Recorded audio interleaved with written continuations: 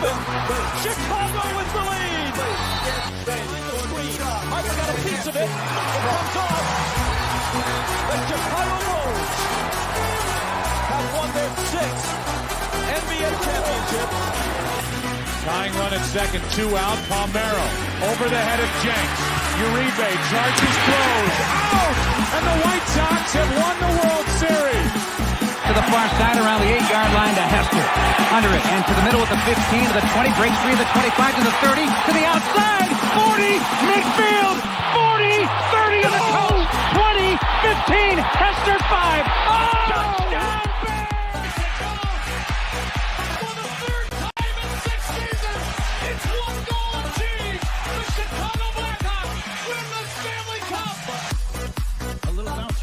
Toward Bryant. He will glove it toward Rizzo. It's in time. And the Chicago Cubs win the World Series.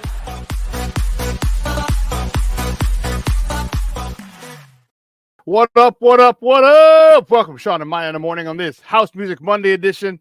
I'm your boy, the SuperBack, Shawn Sierra. Thanks for tuning in. If you're watching us on Facebook Live, well, then I guess you found us on Facebook. And if you're not following us on Facebook, what? Come on, go to Facebook, type in Sports Zone Chicago, click the like button, and now you're following Sports Zone Chicago. Simple. But wait, there's more. Go to the show's page, go to Shawn and Maya in the morning, like that page as well. So not only will you be following Sports Zone Chicago, but you'll be following Shawn and Maya in the morning as well. If you're watching us on our YouTube channel, excellent. And if you're not subscribed to our YouTube channel, for real, come on, man. Go to YouTube. Type in Sports Zone Chicago, click the subscribe button, but also click the notification button. That's the little bell right next to it. And that'll let you know anytime a show from Sports Zone Chicago is going live. Get it? Got it? Good. Now, if you're watching this on our mobile app, yay, please don't tell us you didn't know we had a mobile app. Come on, baby. What's wrong? What's wrong with you? Man, we have our own mobile app. So listen, wherever you get your apps from, and it doesn't matter. Doesn't matter where you get your app from. You go there. Doesn't matter if it's iTunes, Google Play, Amazon, Walmart, Kmart, 7-Eleven, Zayre, Zemsky, Macy, Montgomery Wards, Weebolts, Woolworths, Zemskys, Gold Blast. It doesn't matter. You go there, you download it, you take us with you on the go. So not only do you get Shawn and Maya in the morning 3 days a week, and not only do you get our other live shows throughout the week, and not only are they archived there like they are on Facebook and YouTube, but I'll tell you what, we give you a slew, and I mean a slew of articles. Thanks to my man Clarence Council III. Big up to Clarence for keeping you abreast of all articles Chicago sports related.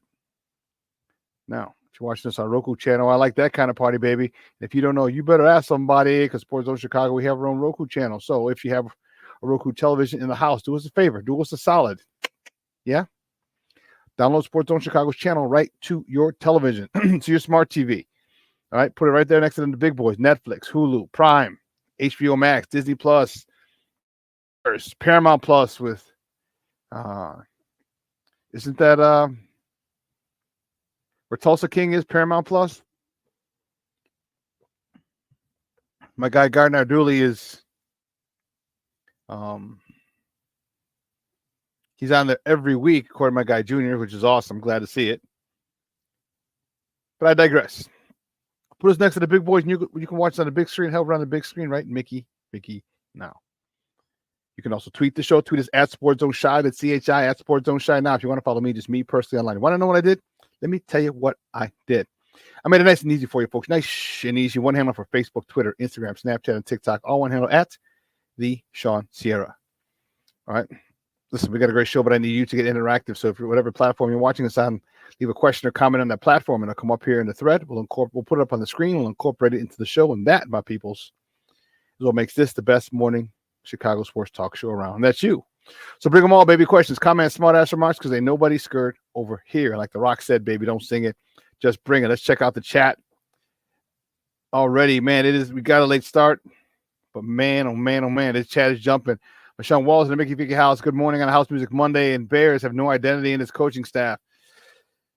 Sean, we'll get to that. I promise you. Kevin Scott in the house. Good morning, sports owners. He says, good morning, Kevin. James Ford in the house. What's up, Papa? Thank you so much for tuning in. I appreciate it. Patty Lotta's in the house. Patty, good morning, Ma. Thank you so much for tuning in. I appreciate it. You and Jeremiah. I like it. My man, Luis Mejia checking in. What's up? Rise and grind, baby. Thanks for tuning in. We will talk about what happened. Luis also writes what happened. We'll also talk about what happened, man. That was Ooh, craziness. King Booker World checking in. What's up, King Booker World? Thank you for checking in, buddy. Appreciate you. And my man, Armando Emeterio Lara Jr., my man Junior's in the house. I knew he would be.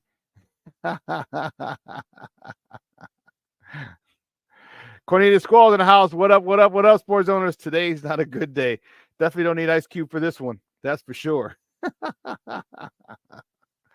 Definitely don't need Ice Cube for this one. Listen, I don't know a lot about a lot, but I do know this. More of the usual suspects will chime in as the show goes on. That, my peoples, I can promise you. Man, we got a lot to talk, baby. Bulls, Hawks. Oh, yeah. Let's not forget that. Oh, yeah. And did the Bears play yesterday? I don't remember.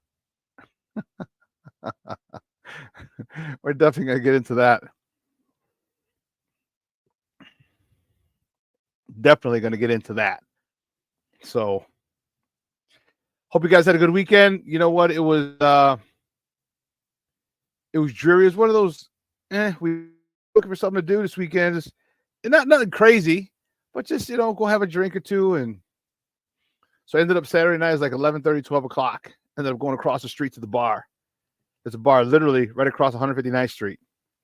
I can walk there if I wanted. I usually just take my car. It's like a 1.5. Not even. If it's 1.5 minutes, it means because there's traffic at 159th. At that time, it took me literally 30 seconds to get there. So I had a couple drinks, controlled the jukebox. One of the bartenders that I'm familiar with was there, so I was talking with her. Good stuff. Hope you guys had a good weekend. Okay.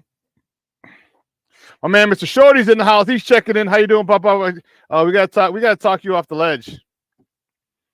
We gotta talk you off the ledge, bro. And there's a lot, this is why I don't back down from my statement. All right.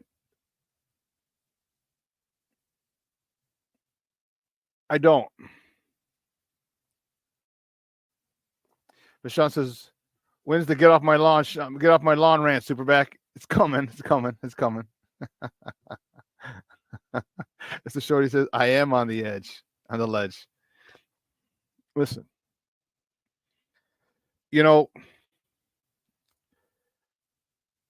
I have an issue with, I got a lot of problems with you people. All my Seinfeld fans understand Festivus. But I stood by with what I said before. Okay.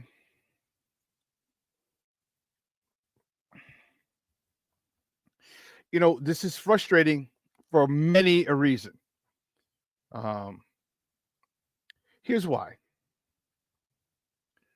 All right. We were promised by all the Caleb cult, this guy was generational. We were promised that this guy could do a whole bunch of things. I said I didn't believe it. I said I saw him play against good defenses in college and he struggled. All right. The athleticism was there. The talent was there. But no, people kept pushing back. He's generational. He's the best quarterback in the last 20 years, best since Ryan Leaf or since Andrew Luck or since Peyton Manning, or the best quarterback ever. All these people kept coming out with all these things, and the hyperbole surrounding him was nauseating. And I said, I've never denied the kid's talent. Never denied it. Okay. I was just thinking to start to do this cycle again. Start with a new quarter. This whole thing would have been the third time in a row. Which I was, so you know how I felt about during the Civil War. You know what side I stood on. Okay. And we saw yesterday we've seen, not just yesterday, but we've seen yesterday and throughout the season, a lot of missed throws from a guy. Wide open receivers. Holds the ball too long. These are the same critiques as we have for the previous quarterback. Okay. Everyone talks about the anticipatory throws. All right. There's not anticipatory throws. All right. The deep ball is an issue. Okay. That we know we never had a problem with that with the previous quarterback. They pushed it downfield. Okay. We just didn't have the receivers to beat people. We have those receivers now. And now we're not using them. Or when they are there, those throws aren't being made. I was really pissed yesterday at with a pass to, was it Rome? Where he was in the cover 2, the soft spot, and he had to wait for the ball. Clean pocket, had a chance to throw, step up, step into the throw, and he put air under it. What the hell is this nonsense with putting a fucking air under the goddamn ball all the time? I'm pissy about this because this is something you learn in grammar school. When you first start throwing the football, you definitely learned it in high school, the different types of footballs to deliver. If it's in a hole, you gotta be a fastball. Got to get there on time, in a hurry. It's got to get there. All right. We had the same situation before a week or two ago. The ball DJ Moore gets intercepted because the ball was thrown. There's too much air under it. These are high school things that are not being done. And I don't know if Shane's addressing it, but God damn it, I'm addressing it. These throws, playing in the NFL is difficult. You have people on the other side of the ball who are getting paid a lot of money, 6-7 figures, to stop you. When you have them beat, you beat them. Period. And the inability to know what type of football to deliver is mind-boggling and infuriating. Because Rome could have walked in. Rome had 100 yards yesterday. But Rome could have had more on a tutty. You put it on a rope, let Rome maybe shake some guy, cut back.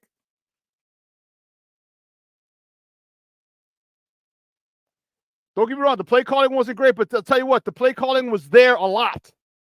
You want to get at Shane Waldron? Okay, but I'll tell you what, there's a hell of a lot of plays that were left on the field. A hell of a lot of them. All right, people were complaining about the previous quarterback. He doesn't see the field. He doesn't do this. He doesn't do that. And I showed you, I showed you. He does read these. He can read defense. He does read the field. But people kept saying he can't. And these are people who don't know shit about football. These are people who have an agenda. Here's one where I was really pissed. I was really pissed about this particular one. This should have been a touchdown. Clay Harbor. I'll give him the credit. It's from CBS Sports, but Clay Harbor put it on Twitter. And what did I say the other day or last couple of weeks about Caleb? His favorite receiver was the open one. Not yesterday. I don't know if he was trying to force feed Keenan Allen or what. But here he misses a wide open DJ Moore. Watch DJ Moore coming open right at the goal line.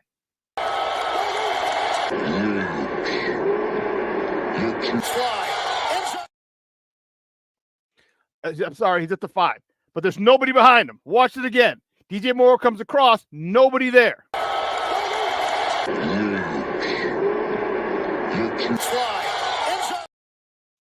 He hits him, touchdown.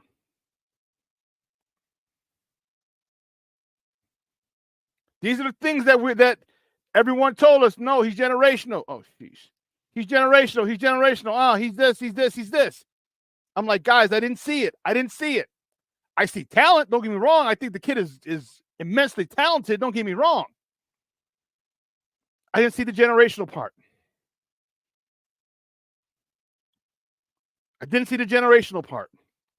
So you can't blame for all the craziness that we have on Waldron.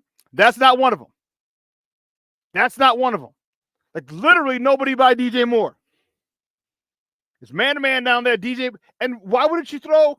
I get it. You want to throw it up to your big receiver. Okay. But if you know you got a crossing route with a guy who's an excellent man-to-man beater in DJ Moore, look for him. And if you're going to throw that up, throw it up where DJ Moore or where Keenan Allen can get it. Like they talk about, they practice this all the time. It doesn't look like it. I don't see any balls that have any football passes. Pause. I don't see any passes in the red zone that look like good jump balls, where our receiver has the ability to jump up and get it. He's got to make a one-handed catch. He's doing this. Come on, man. There's a lot of things that I'm missing that I'm not seeing that's frustrating me. And some of the things that I'm seeing are stuff that they said wouldn't happen. Everybody pounded it. And when they traded Justin, it was like, ha ha, see. And I'm like, just because they traded him doesn't mean it's the right decision. Kevin, you're full. Kevin's like, no worries, Shawn. It's Justin's fault. Once you draft generational quarterback number 1, all our issues will no longer exist. Oops, we did that.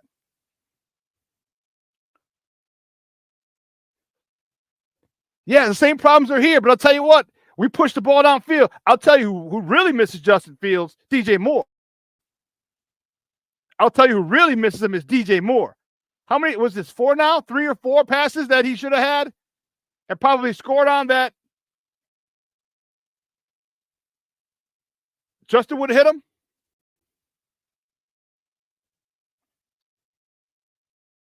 And because he that was his dude. That was his guy. And then when you bring more people in, trust me, you're going to go to your guy. You're always going to look to him first. When it's your guy, it's your guy.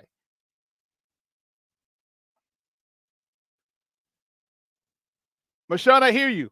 Bears O-line is bad and hurt. That had nothing to do with missing receivers. It had nothing to do with not looking at Cole Kmet. It had nothing to do with no screens being called. So it's frustrating. The screen's being called. That one's on Waldron. But the missed throws, the running, I remember saying it specifically. You're not going to be able to outrun people in the NFL. These defensive linemen are too fast, too quick. And he always bails out. He always bails to the left. He's hit. He makes a reverse turn. Oh, if he sees someone, he'll come back. Don't you realize people watch film? They notice your tendencies, how you like to escape. Notice as he's turning back a lot more frequently, you find a defender there. He's got to come back to his right. All these things. It's all on tape.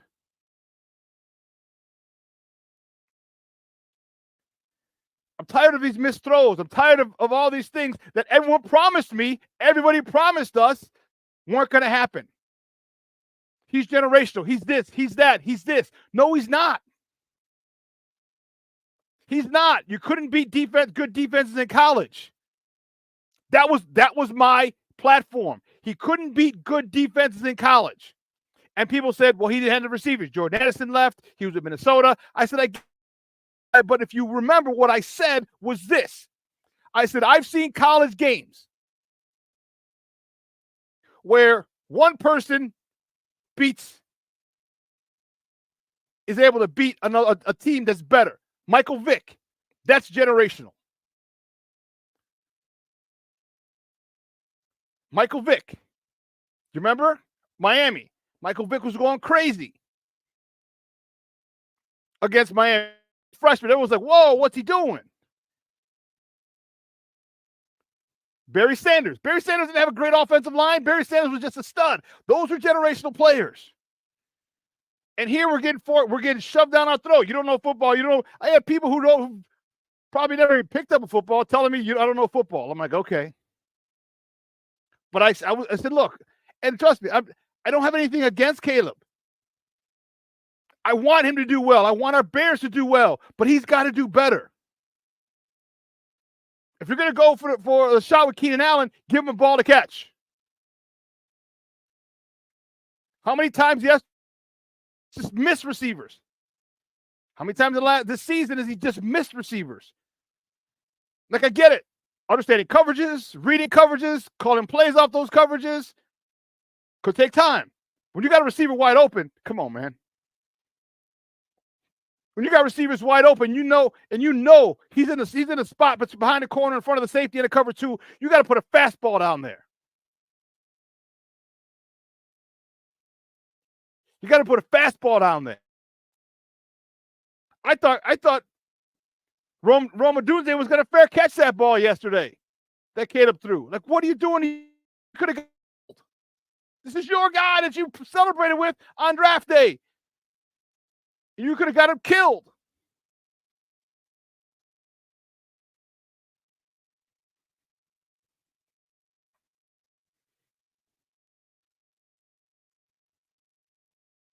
All right, we're not seeing this, and I get it. And trust me, I think the kid is talented.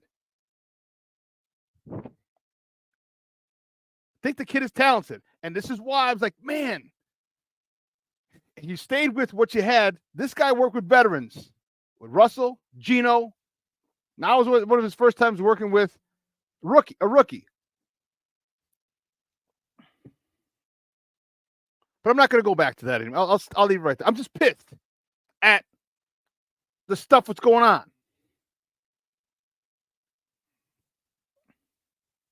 Shane Waldron. Did you forget you got number 85? I guess that goes hand in hand with Caleb. Caleb, did you forget you got Cole Kmet on your squad? Cole Kmet misses Justin Fields too. Did you forget about this guy? The guy who saved your ass so many times? One of the top 5 in the league. You forgot about him? You don't throw him the ball. You don't throw him. You don't even target him. When the middle's wide open. I can't wait to get the all-22 and see how many times he was open and he wasn't hit. He wasn't targeted. Shane Waldron, why aren't you running the ball? Why? Why? You understand? And what did I say on Friday? I said, just because they're like 27th, 28th in the pass defense, you don't come out starting to pass. You don't come out there slinging the ball around. Our offense isn't that good. What did I say? You run the ball.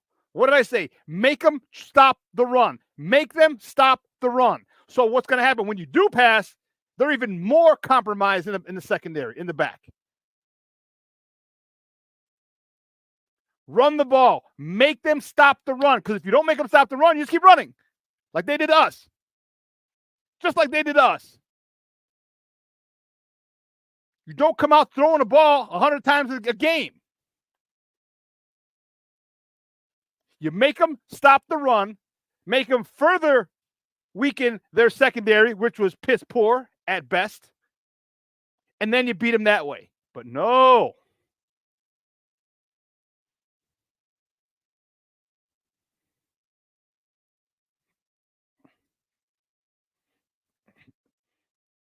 Somebody smart said that one time, Mr. Shorty. Shawn said this coaching staff will hold this young quarterback back. Yeah.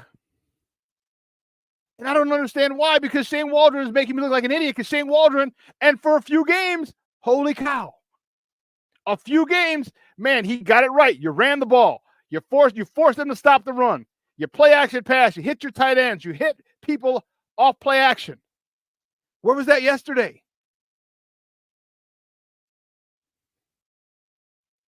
Where was that yesterday?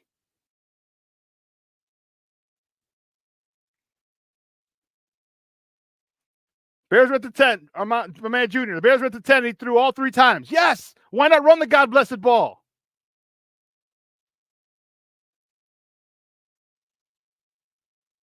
Give me a counter. Pull somebody. Put the fullback in. I don't give a shit if it's at the 10-yard line. You don't need the fullback just at the 1-yard line. You can put him in at the 10. You pull a guard, the guard in the backfield, the fullback, which is, I just forgot his name. Kramer. You got a guard pulling, you got a guard leading. It's not that difficult. It's not. But here we go again. Now we're getting smartest guy in the room shit again.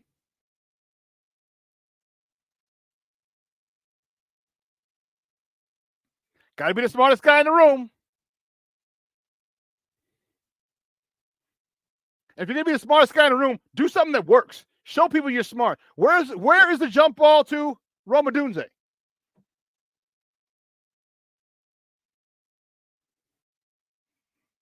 Where's the jump ball to Keenan Allen? Oh, we did throw one. Caleb, you got to make a better throw. Are you not working on this? Where's the back shoulder? Where's the back shoulder throws? Where are these? We did the back shoulder throws in college back in 1989, 1990, 1991, 1992. We had back shoulder throws of Mike Lewis. They first started. I was like, whoa, this is the best thing ever. Where are they now? With a big receiver like Keenan Allen, big receiver like Romadunze, going for the fade, stop, turn around, hit, throw right over the front pylon. Where are these throws? Where are these plays being called? Why are they not being called?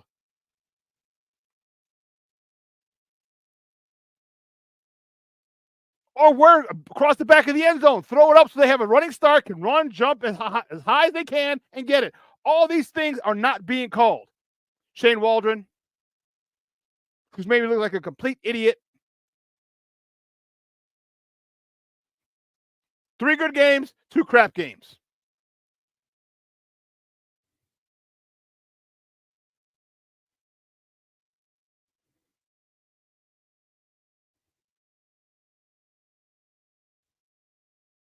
You're right. They don't have a fullback on the roster because they just cut Kari Blasting game. Why? I don't know. You didn't use them.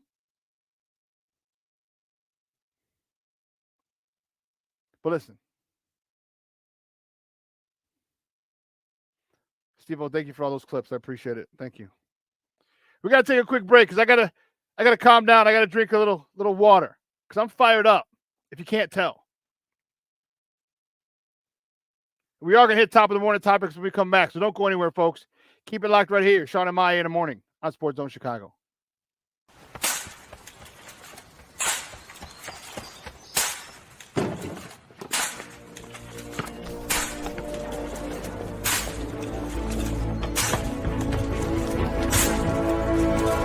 Move it!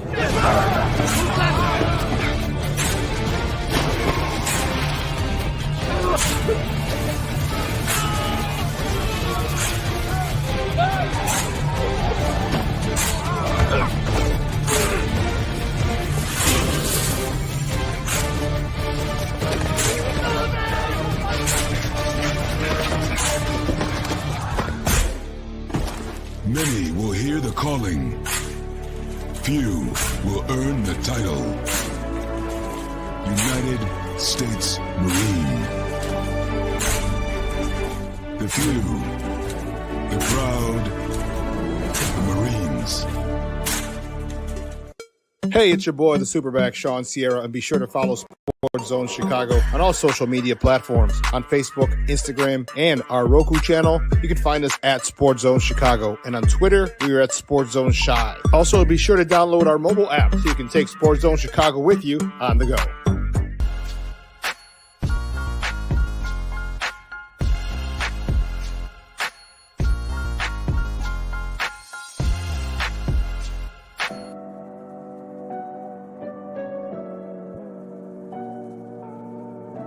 How do you take care of your mind health? For my mental health, I meditate in the mornings. I have my dogs. They're the best. I just find ways that help me just relax. Finding things that make me happy, like being close to my family. I meditate a lot and read books. I have hobbies outside of the game. I'm able to switch off. I'm able to turn my brain off from the game of basketball. Your mind health matters. Your mind health matters. We are looking for a few heroes, mentors, trailblazers, innovators. a passion to change lives. Spark curiosity, open hearts, and awaken minds. Help students answer the question, who am I? This could be your calling, but this is no job. It's the journey of a lifetime. Be a hero. Be a teacher. Mental health and learning disorders don't discriminate. 17 million children and adolescents in the United States live with disorders like anxiety, depression, ADHD, and dyslexia.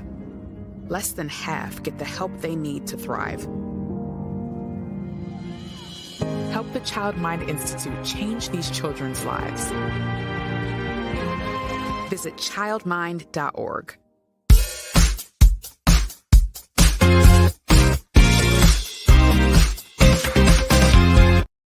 Actually, through the first 3 quarters in Washington, today that accuracy has to go up. Handoff. Swift carries the pile with him for a first down. 12-year veteran. 2nd and 10. Williams steps up. Initially looked like he was going to run. Now he's just running for his life. Throws it and makes the connection. Oh, Dunze for 17 yards. 16. Swift single setback. Williams timing. It's there. Hits his man. Oh, Dunze.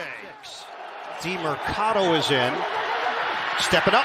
Murray ran into his own man. That slowed him down, and he is thrown down by Byard. Welcome back to Shawn and Maya in the morning on Sports Zone Chicago. Those clips courtesy of CBS. Excuse me.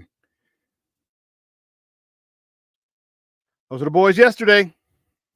Not doing very well. Those are our boys.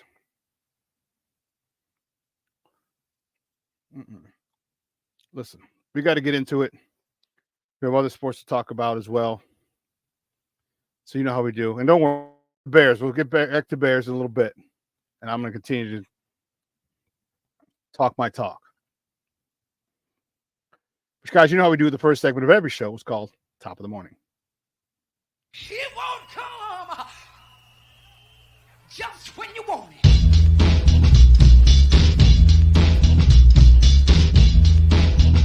Top of the morning to you. Top of the morning to you. Top of the morning to you.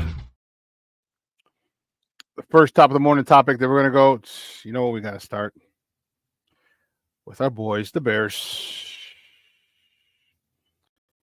The Bears. What a rough one yesterday, baby, out in the desert. The Bears fall to the Arizona Cardinals 29-9. Caleb Williams, 22 of 41 for 217 yards with a 68.9 rating. He also carried the ball 4 times for 5 yards. DeAndre Swift, 16 carries, 51 yards. Was almost just under a 4-yard average. Why would you not run him anymore? That doesn't make sense. Romadunze, 5 catches, 104 yards.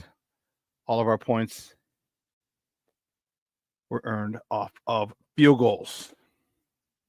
We'll continue Bears talk at the top of the hour because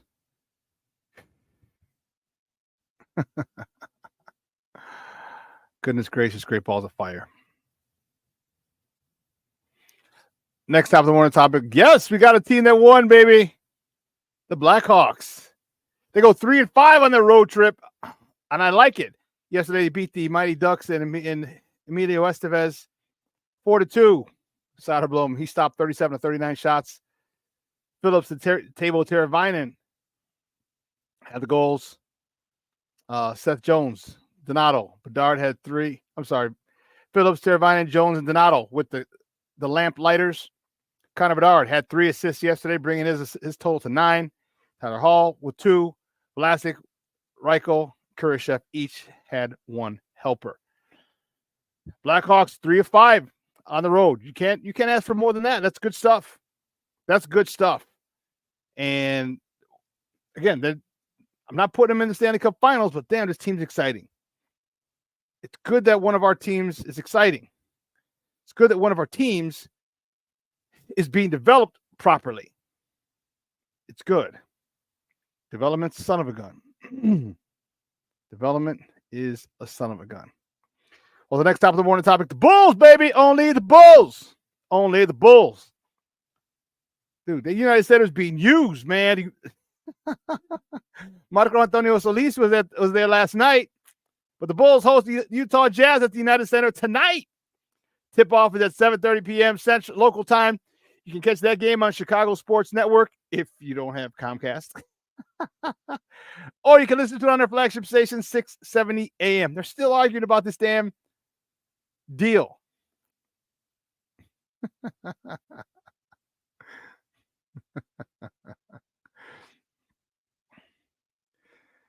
Oh, we got people checking in. I told you more than usual suspects to check in. Diamond's in the house. Black Diamond, what's up, Papa? Good morning. It's the top of the morning, bro. Have you gone? Get off my lawn, Shawn on Eberflus that. I did a little on Caleb and on Shane Waldron. We'll finish up with Shane and hit Eberflus at the top of the hour. So you're just in time. Just in time. But yeah, the Bulls, I'm excited. The Bulls were at 500 for the first time in a while. Now they're back to earth, but it's okay. It's okay. Our bullies, they're a young team. I'll put it this way. I shouldn't say they're a young team. They have a lot of veterans. Let me rephrase that. Up-and-coming team with all those veterans coming off of injuries. You got youngsters that you're expected to develop. See, right now we're 3-3. Tree and tree. 1, 2, tree. 1, 2, tree. Tree and tree are the Bulls.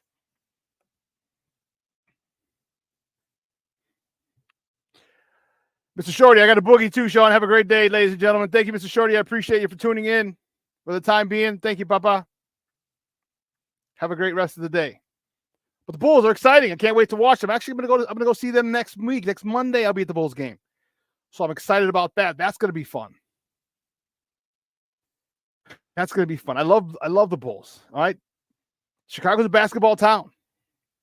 I know we're all Bears fans and everything, but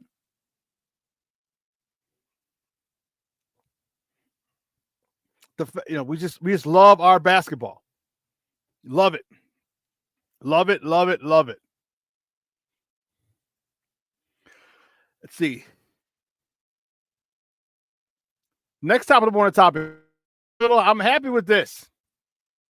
Excuse me while I kiss the sky.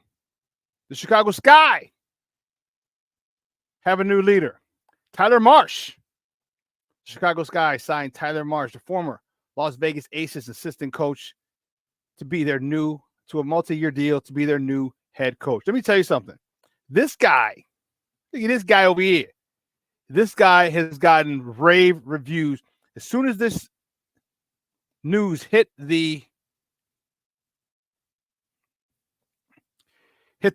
streets, my goodness. People were going nuts in a good way. People were going nuts about this guy. This guy is extremely accomplished. Extremely. All right. It's according to the article. Multiple contributors from ESPN on this article.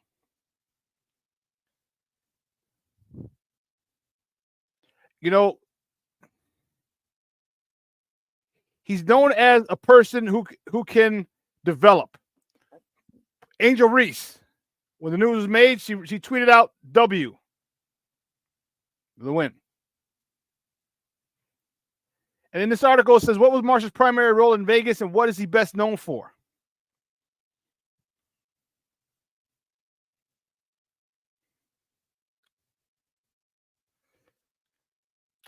All-star guard Jackie Young, who many consider might be one of the best players in the WNBA. I know her and Asia Wilson are probably going neck and neck. Was one of Marsh's success stories in a player development role in Vegas. A non-shooter before Hammond's arrival, Young worked with Marsh to extend her range after hitting 22 total three-pointers in her first 3 WNBA campaigns. Only 22 in her first 3 over 3 seasons. Since, she's averaged nearly 73s. Hit 22 in her first 3 years And she's averaged nearly 73s in a year at 40%, at a 40% clip. 40% clip. That's huge. And it also said, it goes on to say, this comment will be critical to a Chicago team that made just 4.8 3-pointers per game last season, 1.1 fewer than any other WNBA club, and barely of what the Aces averaged in 2024. And they averaged 9.4. So this guy made just 5 3-pointers, 1 a quarter, and one somewhere, and an extra one in there. And the Aces averaged 2 a quarter. Well, I don't know if you do the math. 3 times 4 is 12. That's 12 points. You add 12 points to the Sky's point total for every game, they win a lot more games.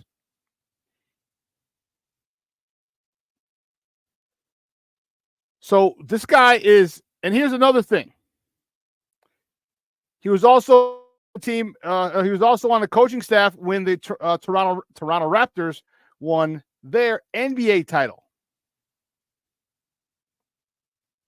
So this guy has been on some winning staffs, part of winning organizations.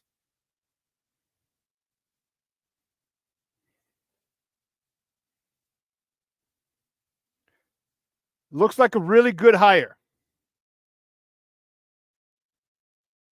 And I hope it is. I hope he does well, for obvious reasons.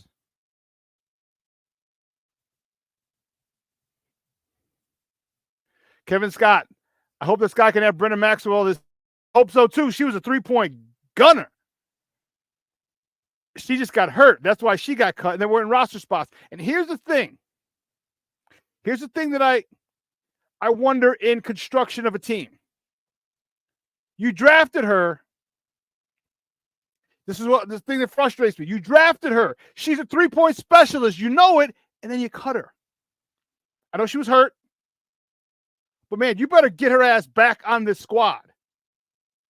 Because this is the NBA, the WNBA today. And I know the WNBA goes inside a little more. But when you have 3-point shooters, and Brenda Maxwell was a girl who could nail it from downtown. When you have 3-point hitters like that, you need them, and you need to use that ability to help you win ball games. And Brenda Maxwell is one who could definitely stretch the defense, stretch that floor. So, Kevin, I hope from your lips to God's ears, dog. I hope he brings her back. Man. Junior said, what about hiring Coach Lance Irvin? That'd be dope. That'd be real dope if Lance could get a job with the Sky. Get some free Sky tickets and shit. I'm just saying. Get some courtside seats, 100 level. I'm just saying. I'm not saying, I'm just saying. The next top of the morning topic, Cub fans, rejoice! Your man, Cody Bellinger. He opts in for the 2025 season. You know he would. $27.5 million deal is his. That will be his salary for the 2025 season. I would too. You had a down year. He had 18 homers in 24 after hitting 26 in 2023. He had an OPS plus of 111 in 24, down from 139 in 2023. So when you have a shit year or a subpar year, you're definitely not testing the free agent market. When that contract, you have the option, and Cody Bellinger's earned that right to have the option. The player option, which is why the Cubs gave it to him. It's going to be like 30, 30, and 20. It's like $80 million, 3 years.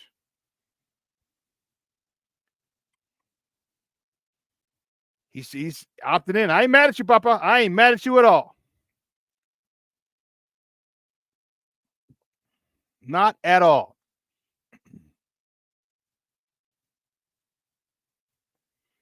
Cub fans,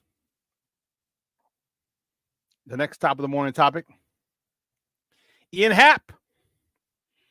Ian Happ won his third consecutive Gold Glove Award. Cubs outfielder, Ian Happ. Congratulations to him. All right, Ian Happ was a youngster back when they won the World Series title. Was it 17 or 18? I know my Cub fans will know. When he led off the season, first pitch home run. Remember, he led off it was the first game of the year. It was on national TV, I want to say. It was the first game of the season. They were playing the first game, and Ian Happ steps up, first pitch, bam, home run. Was that 2017, 2018? 2018, Black Diamond? That when it was? This kid is really talented.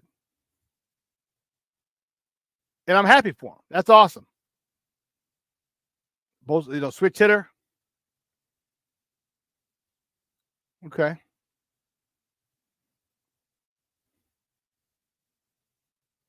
What do we hit here? Jay Gris checking in. Jay Gris says, I can't remember what year it was. My eyes are watery from all the heartbreak. What up, Jay Gris? Thanks for checking in, Papa.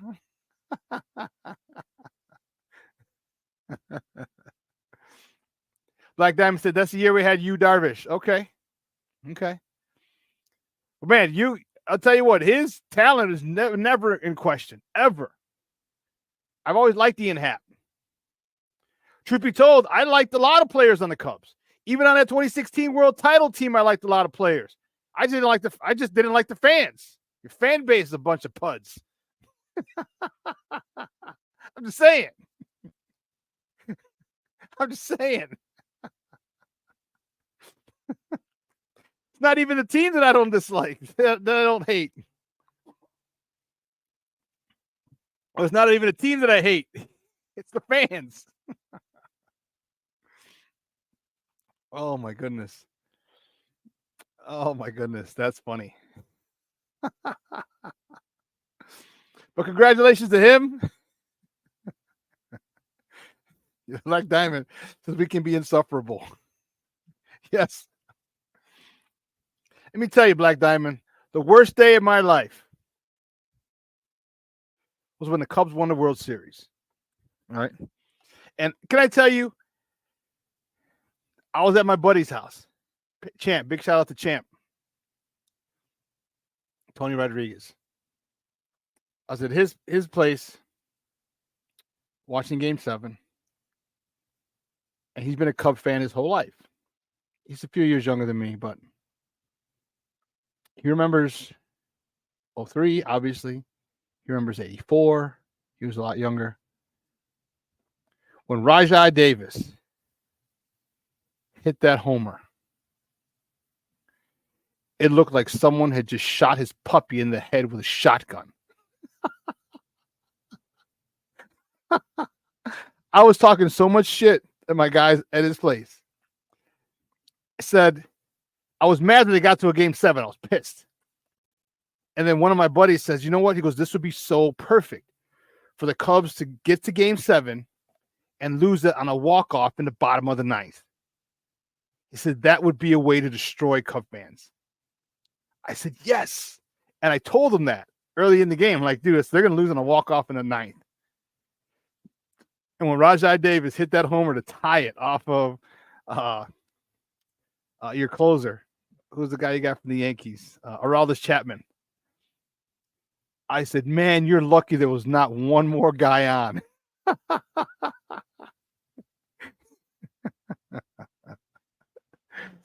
So once they won it, then they were like, oh, then we couldn't use the old, you haven't won a World Series in your lifetime. So that, yeah.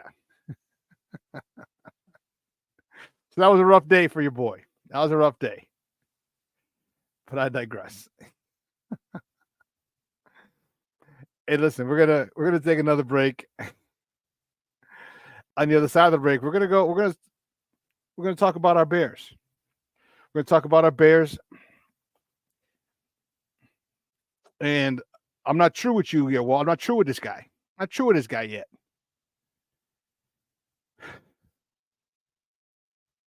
But I'm gonna finish my rant on children. And then I go to Eberflus. All right. I'm going to finish my rant on Waldron. He's made me look bad. I don't like looking bad. I can do that all by myself. But I'm going to finish the rant on him and my issues with him. And then I'll go to Eberflus. And I wrote notes. I have notes that I took down. Bullet points. So, yeah. So listen, don't go anywhere, folks. Keep it locked right here. Get off my lawn, Shawn, on the other side of the break. Don't go anywhere. We'll be right back on Sports Zone Chicago. Hey, it's your boy, the SuperBack, Shawn Sierra, and be sure to follow Sports Zone Chicago on all social media platforms, on Facebook, Instagram, and our Roku channel. You can find us at Sports Zone Chicago, and on Twitter, we are at Sports Zone Shy. Also, be sure to download our mobile app so you can take Sports Zone Chicago with you on the go. Time out. How are you feeling right now? Happy? Excited? Angry? Overwhelmed? One of the best things you can do for your mind health is to name what you're feeling.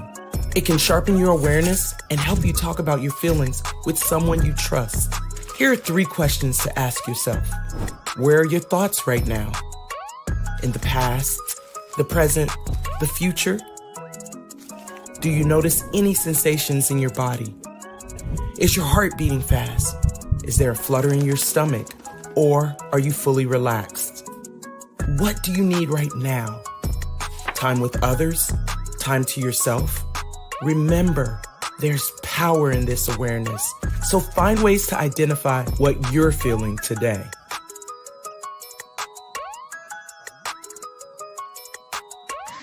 Hi, guys. Hey. Hi, Megan. Hey, Jessica.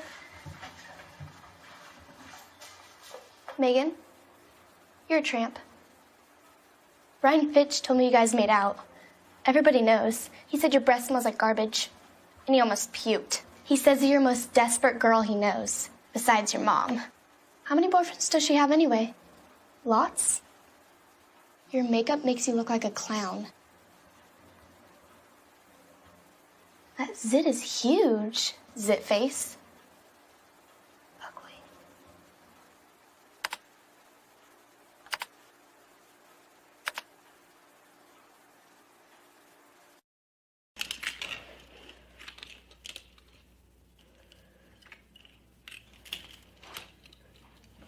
Hey, bud, what you doing? I'm playing with cars. Cars? Can you show me what a car does?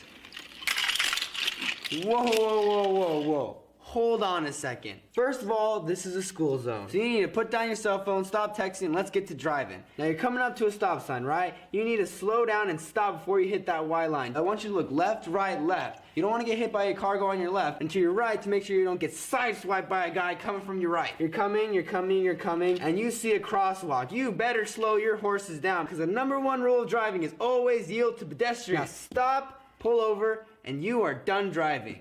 Gosh, what do they teach you kids in school nowadays?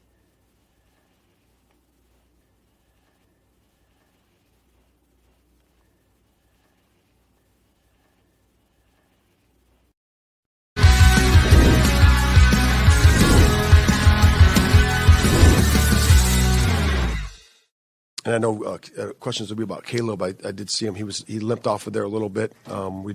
He came in, looks to be fine. We'll check him in the morning. You never know how those things go going forward with that.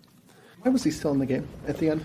Yeah, we're just getting work and getting timing and getting timing on a 2-minute operation. And that's what we were doing. The defense was out there too. The decision to sit Tyreek at the start of the game. And did you have issue on Wednesday during the walkthrough when he went in and took some time? Yeah, it's like I've said before, we've made decisions, for Tyreek during that time. And you guys saw that, he didn't start and all those things. And, and that's where it is. Tyreek, like I said on Friday, had a really good week of practice. He played well today, had a good pass breakup, had some nice tackles. So he put his best foot forward. Welcome back to Shawn and Maya in the morning on Sports Zone Chicago. Those comes courtesy of the Chicago Bears. That's our fearless leader. That's our fearless leader, Matt Eberflus. And, man, he's getting raked over the coals, and rightfully so. And rightfully so. You know, this team was not. Well, let me finish on Waldron. All right. This team was unprepared. This team was unprepared, and that starts with Eberflus, but let me go to Waldron. Waldron's got to do a much better job. All right? Man, he made me look like an ass, man. I stood on a soapbox for this guy. I called him the best acquisition this offseason, and for 3 games, it looked good.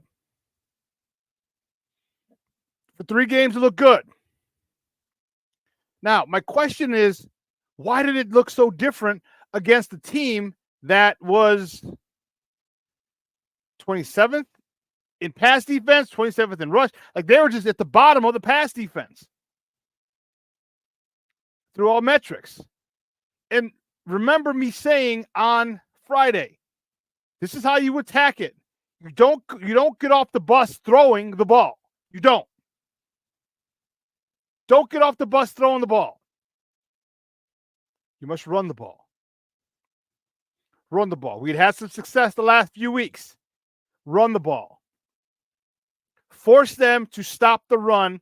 Force them to keep a guy, bring a guy in the box. Force them to further compromise their secondary, which sucked. Then you hit them. Don't come out throwing the ball all over the yard. And what did the Bears do? They came out and threw the ball all over the yard.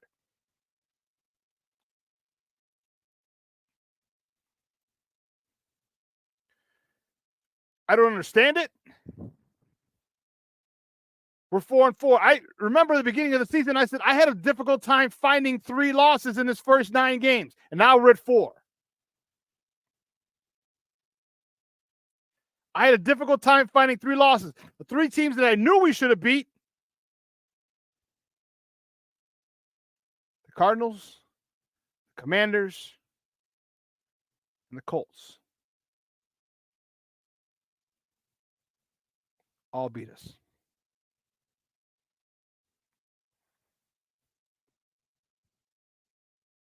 All beat us.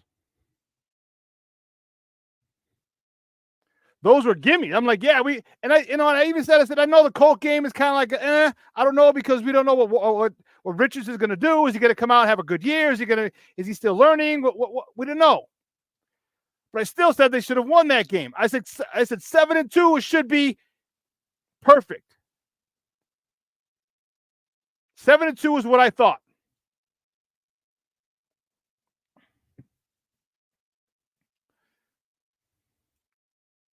And I said, man, I can't even find a 3rd loss in these first 9.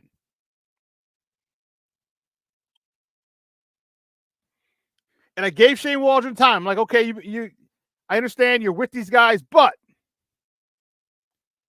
using them in a game situation is different than using them in practice and utilizing them. Much different. So remember I said I'd give them a month. Week 4 was a little, okay, on the rise, not exactly where I wanted to be, but then week 5, week 6, okay, good, okay. I'm good. Let's keep it going. Let's keep ascending, is what I said. Let's keep improving, is what I said.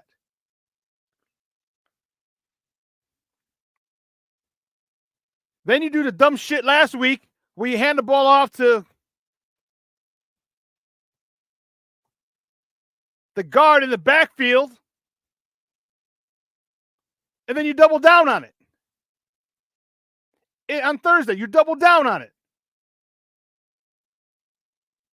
So you're going to go with a guy who's never done this before. Let me ask you a question. If your mom was in a surgery, is in a heart surgery. You want a heart surgeon who just his first time, he's never done it before. He's been in the room, but he's never done it before. Is that the heart surgeon you want? Is that the heart surgeon you want? No. You want the guy who's done 578 heart surgeries with a 94% success rate. That's the guy you want doing your mom's heart surgery. Get as close to automatic as possible. But you go and you do this.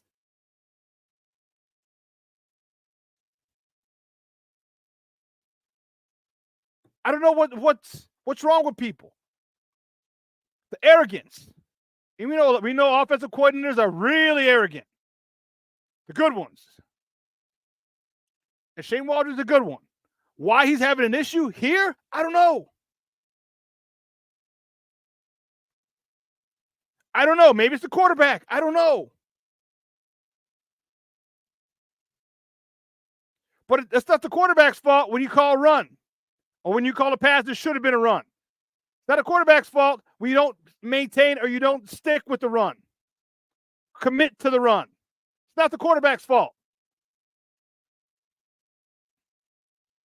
There's some times where you just say, you know what? This drive is going to be about the offensive line. Offensive line. What we do on this drive is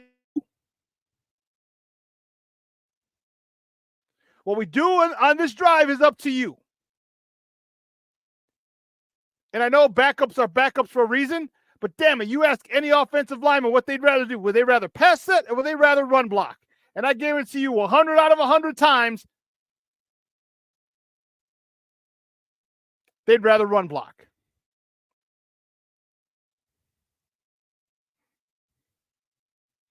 Jay Grizz, Superback, what do we do? Build through the draft or trade for positions of need this year? And next, Jay Grizz also says, are we buyers or sellers? I believe we need to sell and build through the draft. Listen, if we're 7-2, we're buyers. If we're 6-3, we're buyers. Actually, the trade deadline's tomorrow. So if we're 5-2, 6-1, we're buyers.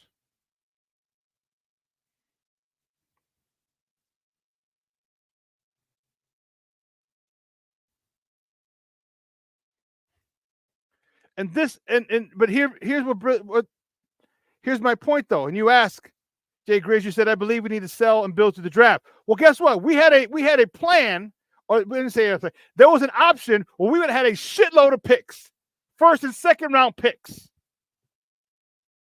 First and second round picks. Had we made that haul?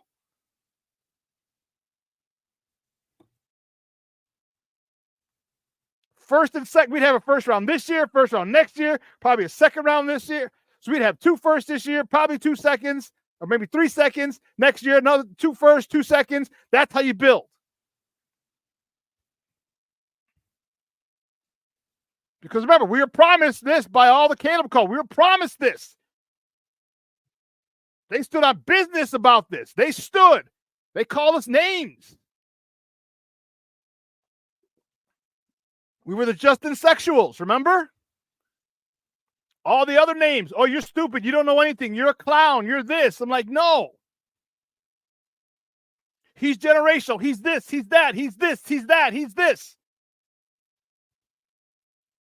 Think of all the stuff we could have had with that stuff. And I think we should build through the draft because you don't just go and start buying offensive linemen.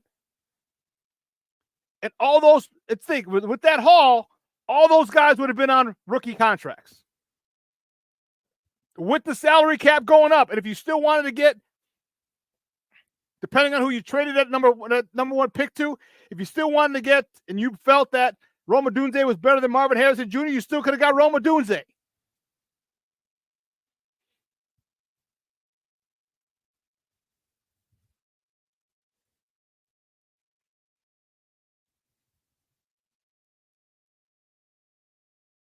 But you got this guy, this play caller, who had been very good with veterans, which is, again,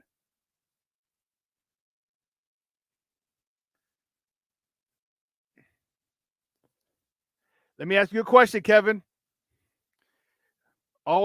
Again, Shawn, all we needed was that generational quarterback. Let me ask you a question, Kevin.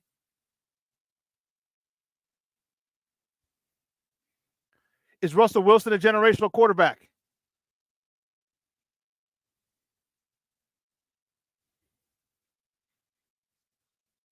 Is Russell Wilson a generational quarterback?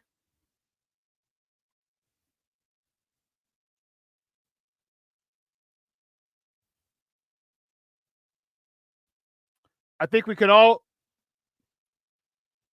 effectively say with confidence that he's not a generational quarterback. Can we not? Can we agree on that? Just put yes or no in the chat.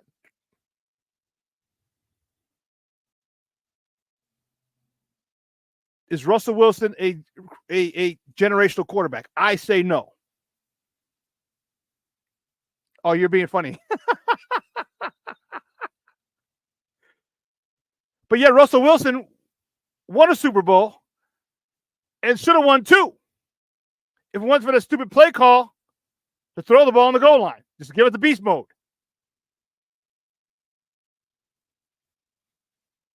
This is what I mean. This is why I was adamant about it, and this is what we were told, remember? This is what we were told.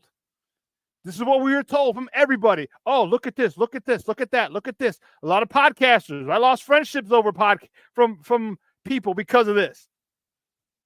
You don't know what you're talking about. You're this, you're that. I'm like, what?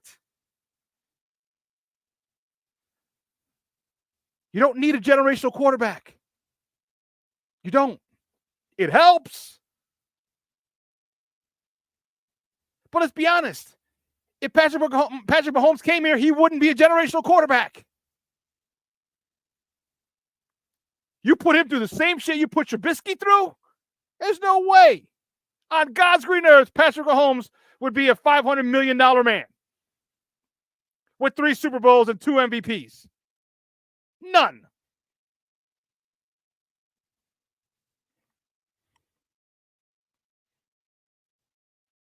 That was slick.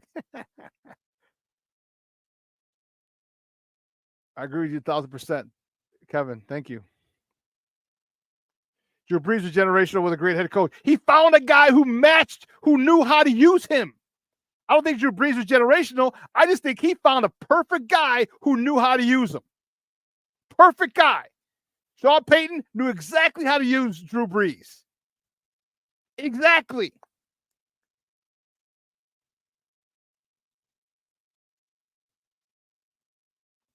This is why now I don't hear all these all those people who were calling me clown and this and that, and you don't know football and this and this. I do know football, believe me. I do know football. And this is why when I said, and it wasn't I'm not disrespecting Caleb at all. He's extremely talented. I've never, ever, ever said he sucks. Never said that. Never said that Caleb sucks. On the contrary, I always talked about how talented he is. It just said he wasn't the right guy for this team. That's what I said. Verbatim. He wasn't the guy. Justin Fields was the guy for this team.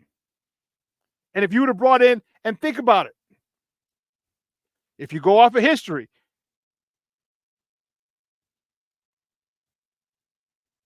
St. Waldron has worked with veteran quarterbacks, not rookies. With Russ, with Gino. It would have been another, but so now what's the problem with Shane? Is his issue working with rookie quarterbacks? Because I'm thinking you should be able to mold this quarterback to exactly how you want. Or do you want someone to bring in some stuff that you can kind of tweak and help him become better? I don't know. No. But it's not working. And Caleb's making bad decisions. Caleb is missing receivers. And it's frustrating. And you're going to sit there and people are going to say, well, it happened just in year 3 and it's only year 1 with him. Understood. However, my question to you is, what did he have to throw to in year 1? what did he have to throw to in year 2? What did he have to throw to in year 3? Oh, DJ Moore in year 3. Cole Kmet in year 3. Cole Kmet was year 2, but DJ Moore, 1,300 yards, career high in yards and touchdowns for DJ Moore, a career high in yards and touchdowns for Cole Kmet, if I'm not mistaken. Yards, I think.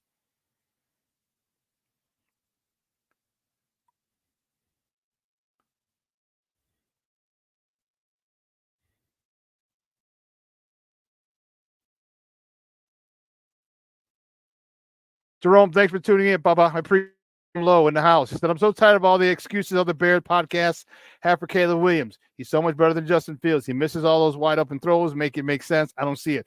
I don't see it either, and that's the issue. And that's why I stood on it, and people and everybody came at me. Everybody came at me.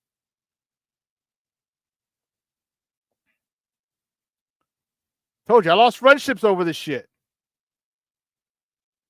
I'm like, I'm just saying what I see.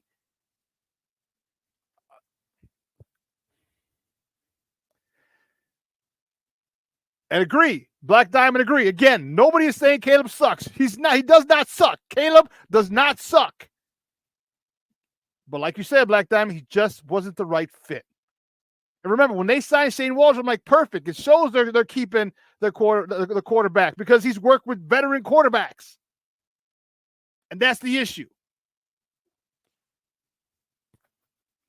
So going back, there has to be, he said we got to circle the wagons, if you remember what Eberflus said. We got to circle the wagons. Well, the fact that you have to circle the wagons is not a good thing.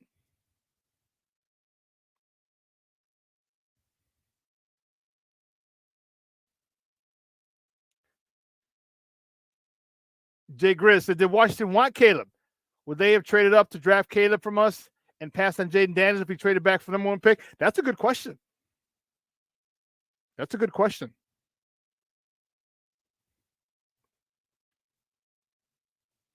Because I look at it this way.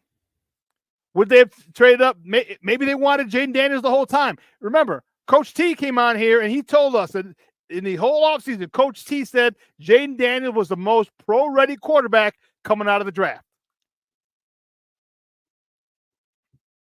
He was the most pro-ready quarterback coming out of the draft. It didn't mean that he's going to have a better career than Caleb. It didn't mean Caleb was never going to make the Pro Bowl. It didn't mean nothing. He said coming out of college, Jaden Daniels was the most pro-ready quarterback coming out. Coach T said it. So would Washington have done that? I don't know. Would Washington have stood pat and said, hey, everybody wants Caleb. We're good here, number 2, which is fine by me because, what the hell? Then you could have other teams who jumped up, who could have jumped up and given us a haul. It could have been other teams. I don't know. That's a good question, Jay Grizz. I think personally, they might have, unless it was a consensus that they thought is like Coach T did. Big shout out to Coach T. If they felt that Jaden was the best quarterback pro-ready quarterback coming out of the draft, they might have stayed away from Caleb Williams. But also, let's not forget, Washington just got done with their big scandal. Daniel Snyder just had to sell the team. They sucked for years. Thank you, Daniel Snyder. Magic Johnson was part of the ownership group. You had to put asses in seats. Okay?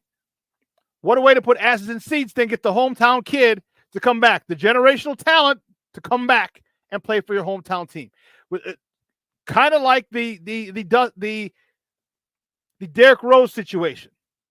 Remember when Derrick Rose came here? And trust me, that was fixed like a mother hubbard. Which is why you don't see the lottery live anymore. They just tell you who they are. It's fixed.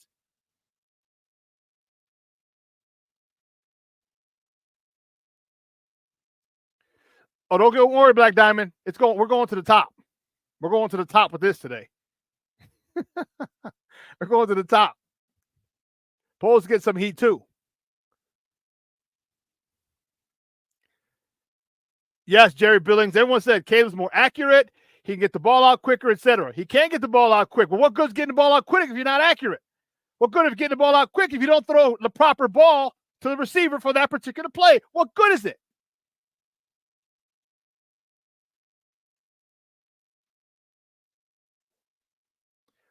Man, Bishop in the house. What's up, Papa? Keith Harris says, good morning, sports owners.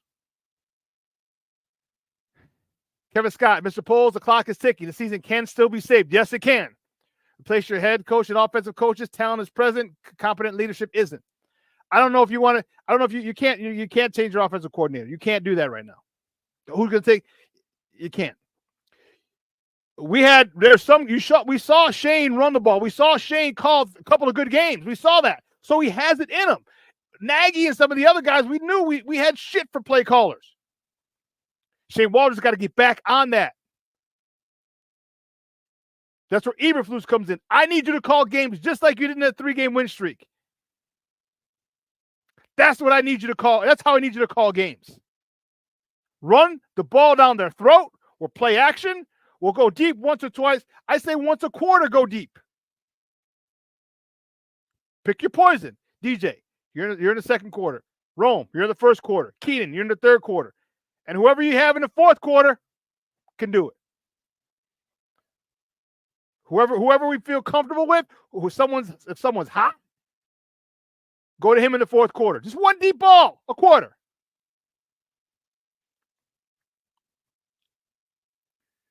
But you can't put in a new offensive coordinator.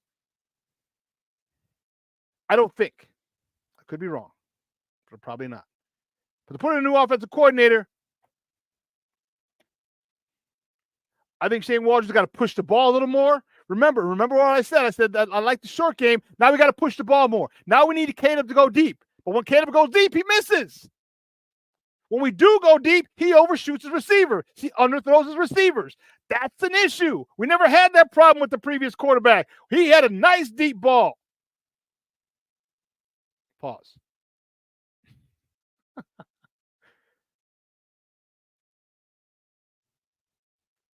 That was never the issue with the previous one. So now we're having issues with this guy.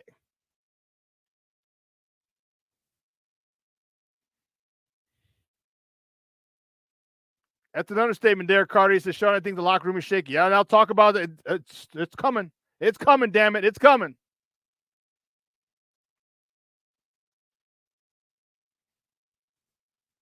The way to right this ship is this. Start winning, period. How do you start winning? Get back to fundamental football. Get back to running. When you see a team that's poor in the pass, you run the God-blessed ball, period. Why? I explained it. Last week, I explained it. I explained it today, and I'll explain it one more time. Run the ball till they have to stop the run and force an extra guy in the box, because now the already soft secondary will be even further compromised, which will make our passing game much easier. That's it. That's football.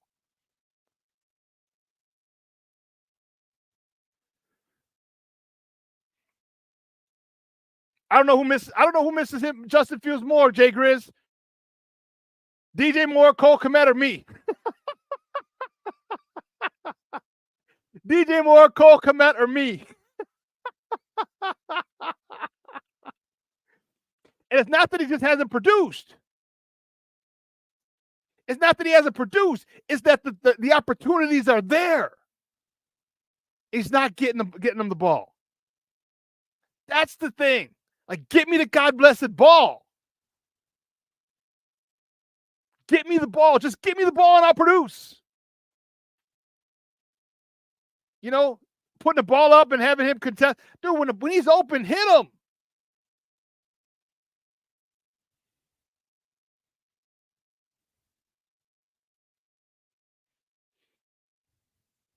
So they got to go back to the basics with Caleb. And like, look, when it's a whole shot in the cover two behind the corner in front of the safety, that's got to be a 100-mile-an-hour fastball, son. You got to come over the top with that. No arming, no dipping down, no sidearm bullshit, turning two at second base. No, it's got to come over the top with some mustard on it. Get him the ball so he can make a move, so he can get some yak. He can shake, run through a guy if he has to, because he's done that before. and get us a tutty.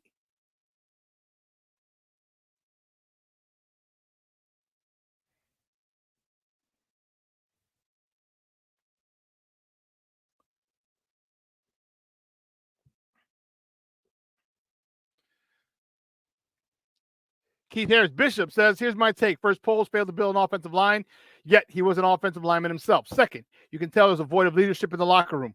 Yeah, I said that before. The locker room. The locker room, the locker room, the locker room, the locker room. The fact that no one went up and punched, the fact that nobody went up and punched Tyreek Stevenson in the mouth last week after that nonsense shows there's no leaders in the locker room. Shows there's no leaders in that locker room. Now we're going to Coach Eberflus. The fact that Tyreek Stevenson felt he could do that, he was comfortable enough doing that, shows that there's no leadership from Eberflus and no leadership in the locker room.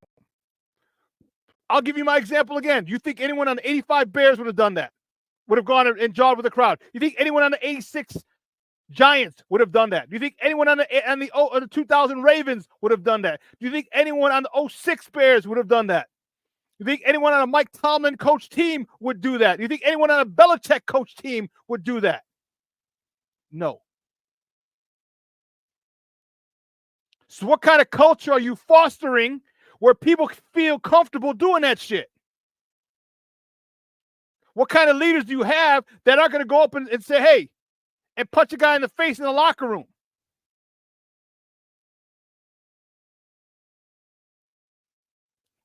Let me tell you something. I would have been happy if word leaked out that somebody and Tyreek Stevenson got into a fight after last week, after the Washington game. I would have been happy. That would have showed leadership. That would have showed leadership.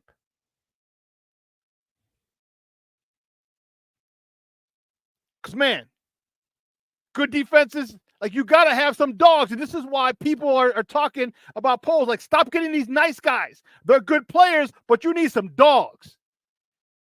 You need some dogs. Some alpha males. Like, who's the alpha male? Like, who runs that?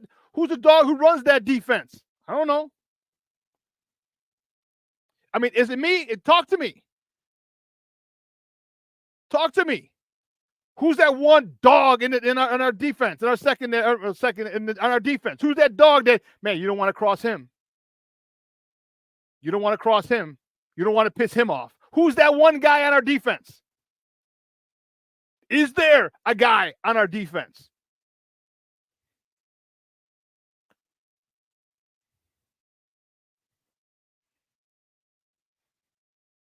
Is there a guy? Please let me know. Is there a guy that you like, man, like, don't piss him off against his defense? When Urlacher was here, it was Urlacher's defense, and you know who was right next to him? Briggs. Mike Brown. Those are dudes who have a problem with you. They go up to you and they say, we got a Mickey Ficky problem. What the hell you doing over there yapping at fans? There'd been a Mickey Ficky problem with Urlacher and Briggs if you did that on their defense.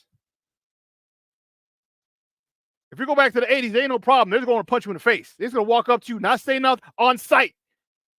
All my people who from the streets, you know what I'm talking about when I say on site. You get in a locker room on site. You might not even take off your uni, your shoulder pads. You walk up, boom. Don't you ever do that and compromise this defense again and lose the game. And then tip the ball to the guy that you're supposed to be blocking out.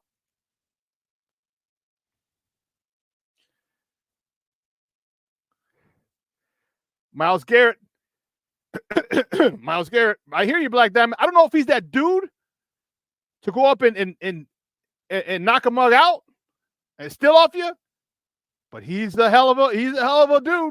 He's a hell of a dude. Him and Montez Sweat will have plenty of meetings at the quarterback. Who are you going to double team? Kevin Scott.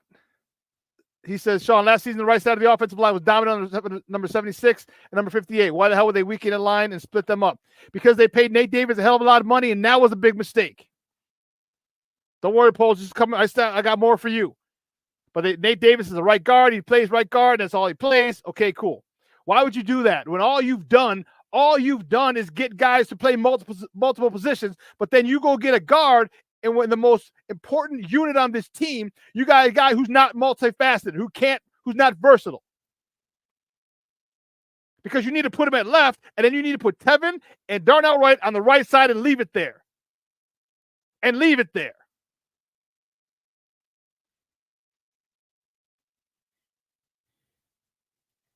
Black Diamond, you're right. I like Quan too, but he's not that dog. He's a put it this way. He's a phenomenal soldier. He's not a leader. The people I mentioned, Mike Singletary, Lawrence Taylor, Leonard Marshall,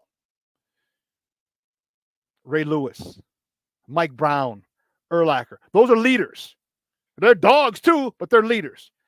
And it's no knock on Jaquan. But I can see Jaquan. I can see him going up and saying something. But you know what? They're all buddy-buddy. Kind of like Krutz. Yes. Krutz would have. We all know. Shit, he's already punched people in the face. Reuben Brown, ask him. Ask Drew Brees. Odin has no problem going up to you.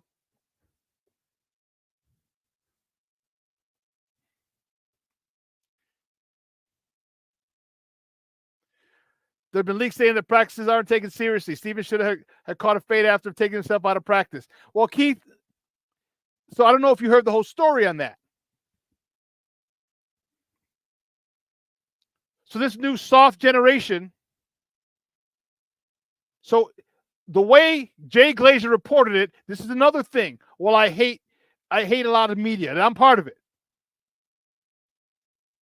But they say you talk about shock effect for clicks. This is one of the things. So Courtney Cronin did some research. So here's what happened, Keith.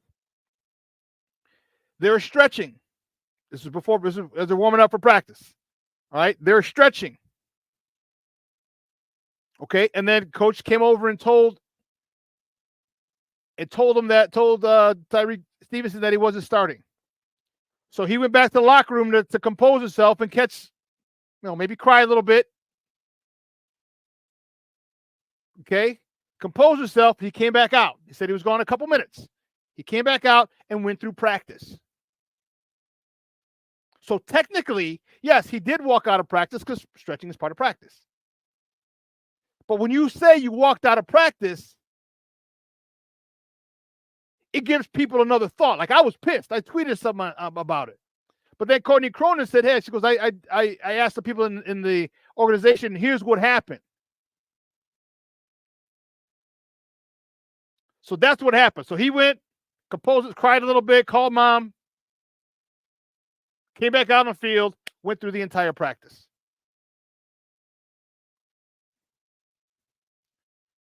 So that's what happened about the Tyreek Stevenson leaving practice. But Coach Eberflus, here's my thing. You have this team unprepared. You didn't have this team insulated from the outside world. And here's part of your newness to being a head coach. Because you're losing the locker room. You're losing it more and more by the day. More and more by the day. Because players are coming out and talking, and then when you tell them not to talk, they're saying, they told us not to talk.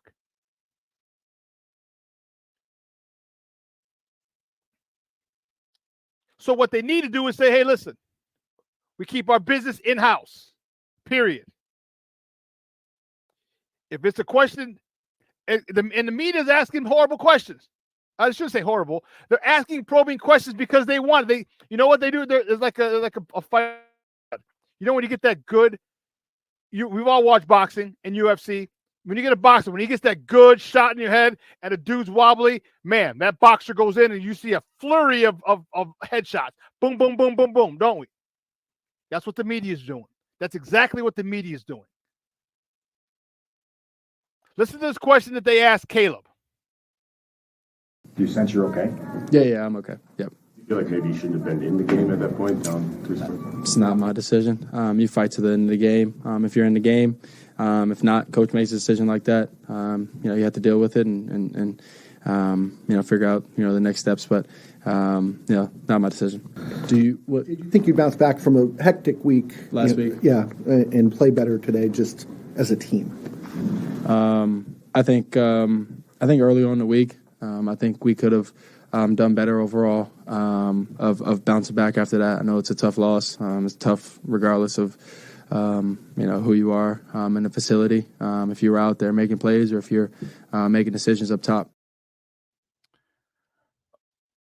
Those clips courtesy of the Chicago Bears. But they asked him, so you ask a loaded question. So you're asking him to throw somebody under the bus.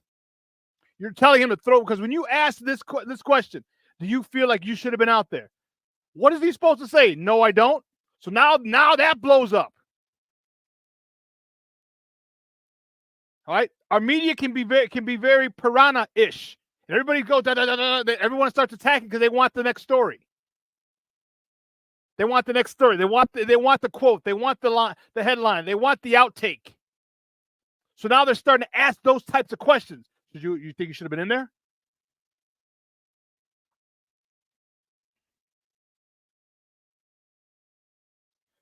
But here's the thing. They're telling you how they feel. They're telling you how they feel. Caleb just said, I don't think we did a good job of bouncing back. That's on Eberflus. And I told you didn't insulate these guys. You didn't say, hey, listen, any questions regarding last week? Tell them I'm not going to answer any questions about last week. I'm only looking forward to this week. Because you know what you let that do, Eberflus? You let Washington beat us twice. Washington beat us twice. Just what I said they couldn't do last week. Recall? Do you recall when I said they don't let Washington beat us twice? Don't let them do it. Remember that? He didn't do it. Because all these questions, because you have to answer the question. You have to deal with the media. You don't have to answer the questions. You can deflect the questions. You can say and it's been done plenty of times. I'm not answering questions about last week. I'm answering questions moving forward. I'm answering questions about the Arizona Cardinals.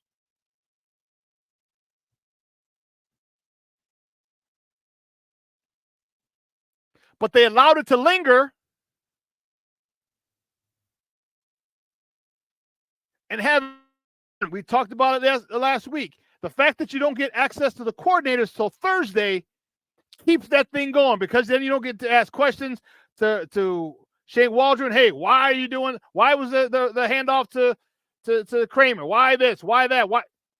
And now it's Friday. Everyone's talking. They asked Thursday. It's talked about Thursday afternoon. It talked about all day Friday. Remember, I said no one's talking about the Arizona Cardinal game. Nobody. Everyone's still talking about the Hail Mary and the Kramer carry fumble.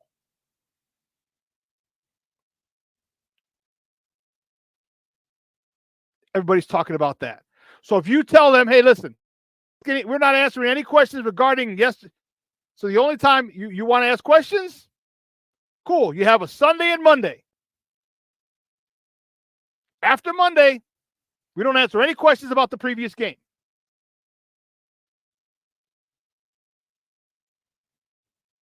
No more questions about the previous game. They ask you a question, has anything to do with the previous game? You know what? I'm only answering questions about our upcoming opponent. That's how you handle that. You had far too many people talking about stuff coming out of the locker room. All right, we should have had a timeout before that. We should have done this. We should have done that. We're talking about not going over things in practice. These are leaders. I felt that Waldron did a great job in that 14-game losing streak of keeping his team together. Now there's cracks in the dam, a lot of them. And I feel he's losing his team by the minute.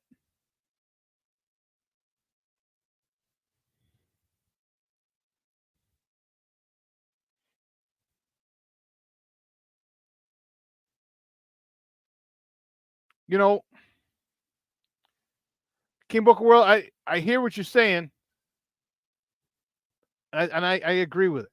In the entire NFL, the Bears are the only team living off nostalgia, but failed to realize the nostalgia from 85 to the 2000s was on life support. Now in the 2020s, it's dead. Move on and flip the script. Yes, they have this special aura because the founder of the Bears founded the NFL. Okay? They have this sense of entitlement, which is why they haven't given us credentials, because of the hard questions, I believe, because the hard questions I was asking Justin Fields last year and Coach Eberflus.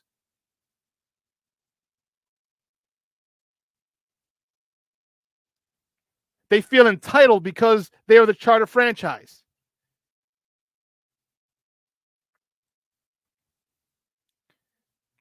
King Booker World, exactly. Hit him with the Belichick, we're on to Cincinnati. We're on to the next week. This is what a coach does. Hashtag real head coach. Borrowing Caleb Williams' dad's tweet. James Ford, yep. What did Belichick do? We're talking about next game. We're talking. I can't talk. We'll fix it. So I'm telling you this. This can still be turned around. This can still be turned around, but you got to win. And guess what? The schedule after Sunday gets really, really, really difficult.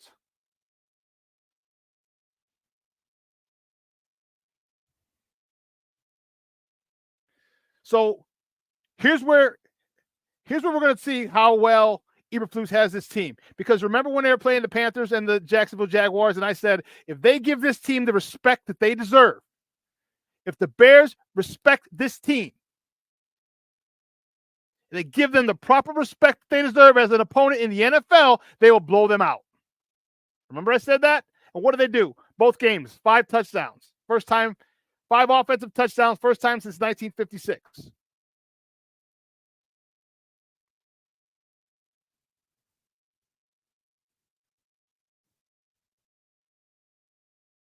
So if you give this Patriot team the respect that they deserve, you'll blow them out at home. But then the Green Bay Packers come to town. And the Green Bay Packers are reeling. And maybe a win next week can kind of get you on track and give you a little more confidence.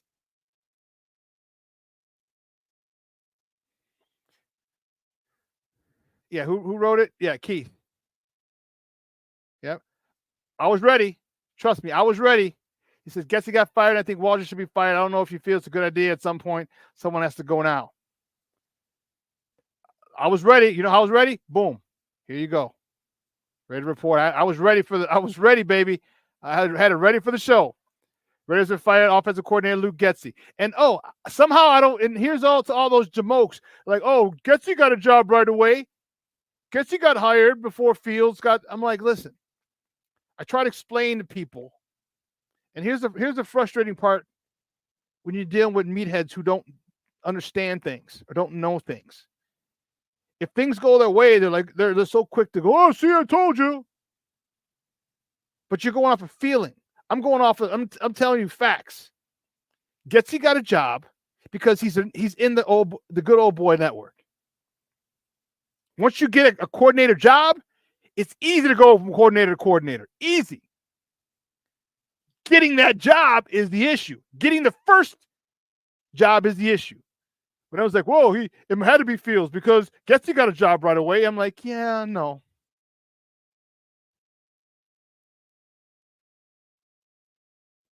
I don't see those guys coming at me today.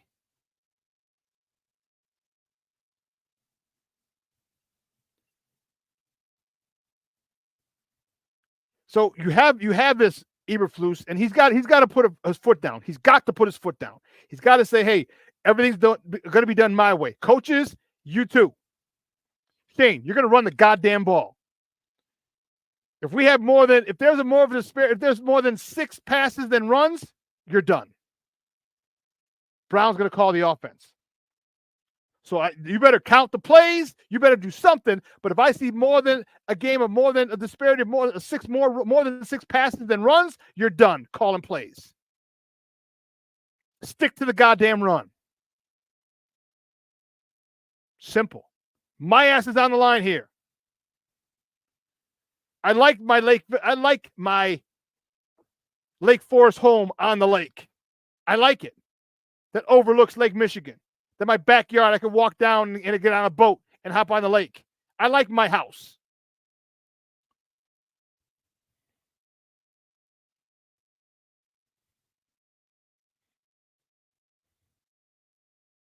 It's got to filter down to the players. So you got to tell your play. And there's too many.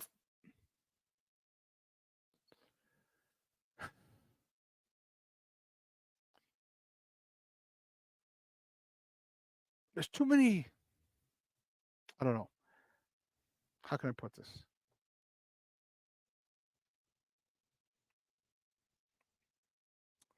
I don't know.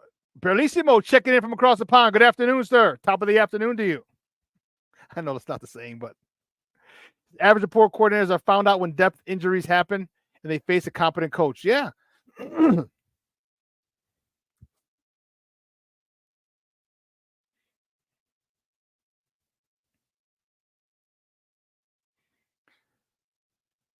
here's the thing.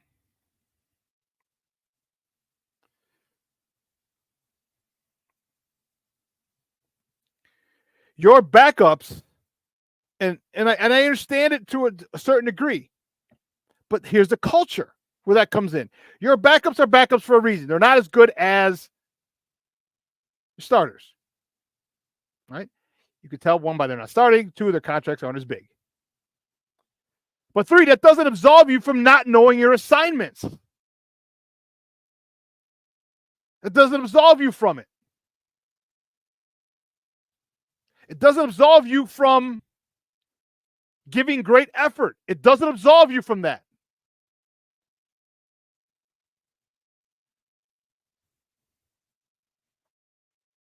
So, okay, I can see you got the B gap and a dude comes and blows you up and knocks you out of the B gap, creates a hole, and the guy runs through for a touch. Okay, fine. I can deal with that. You had your gap. You had your job done. Someone was just better than you. I can live if someone's just better than you. I can't believe you. I can't deal with the fact that you lose because you're not doing your job. Because you're not fundamentally sound.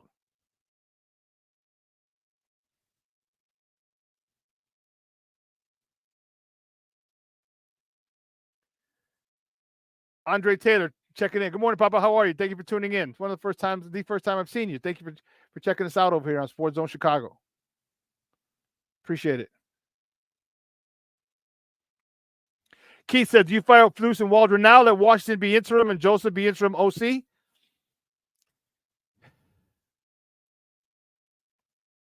It's a good question.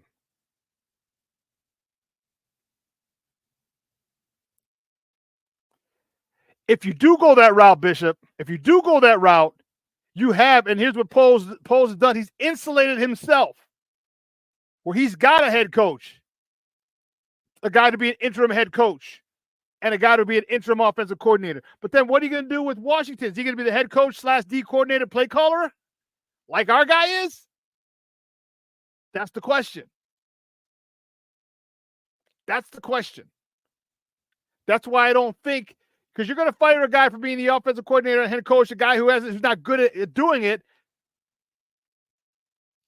to bring another guy who can be a first-time DC / play head coach. Not his first time as a DC, but DC and head coach. So therein lies the problem.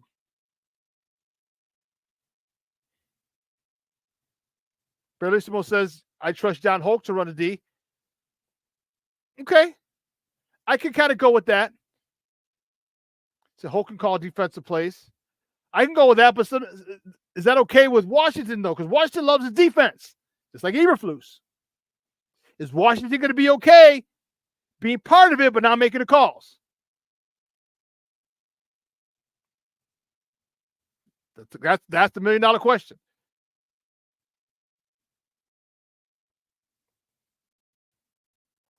But you've got people in place.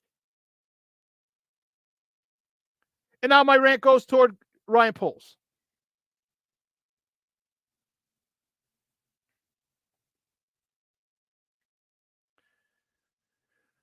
One more thing with Eberflus, which is why I'm very sour on him. I don't need you to be the fucking player's friend. I need you to be their coach. I need you to be their God-blessed coach. So you can rip Tyreek a new asshole and leave it at ripping him a new asshole. He knows what he did wrong.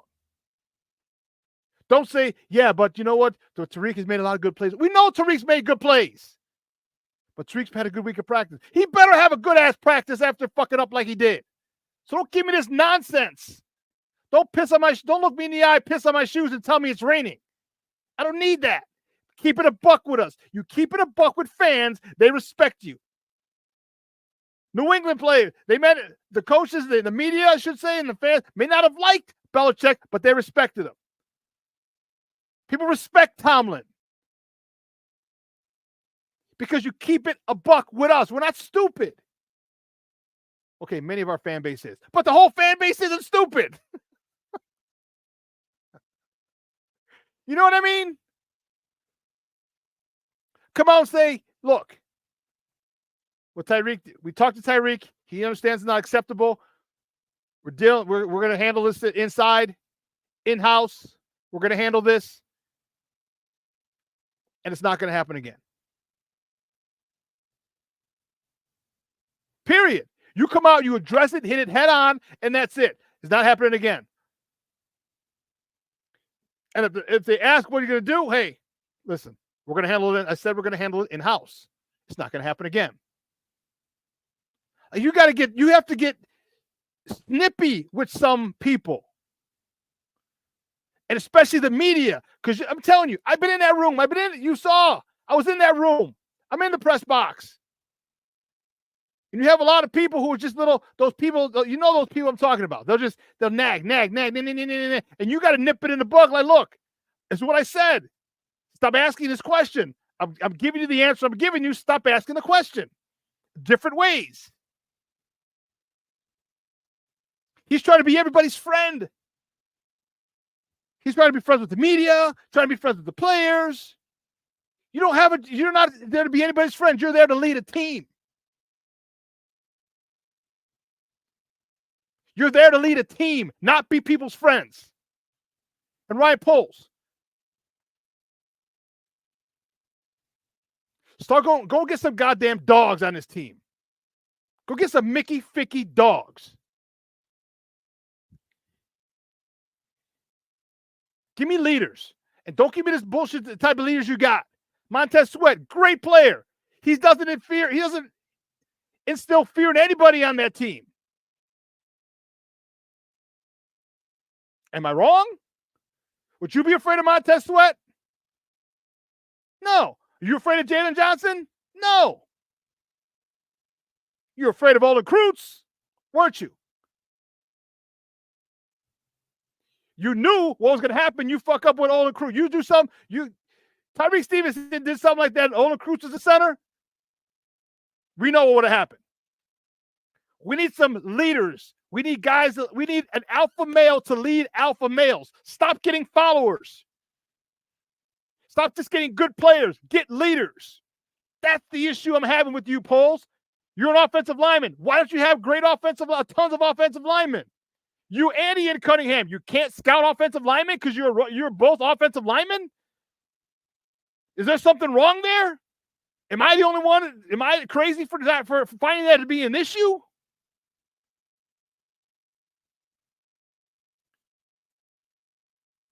Give me more. Go find more Tevinjenkins. Go find more Darnell Wrights. But see, those guys are monsters, but they're not They won't speak up.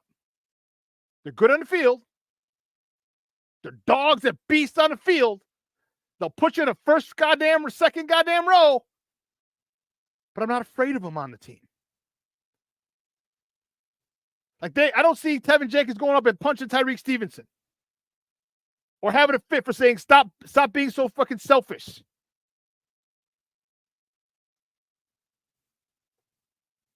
I need guys that put a little fear in the heart of other guys that they'll know. Man, they'll know.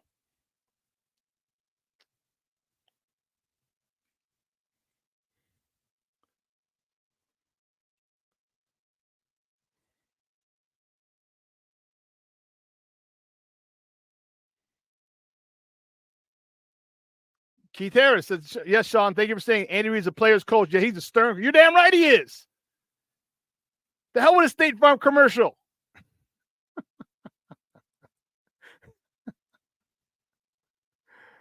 But you don't cross Andy Reid. You don't. And people.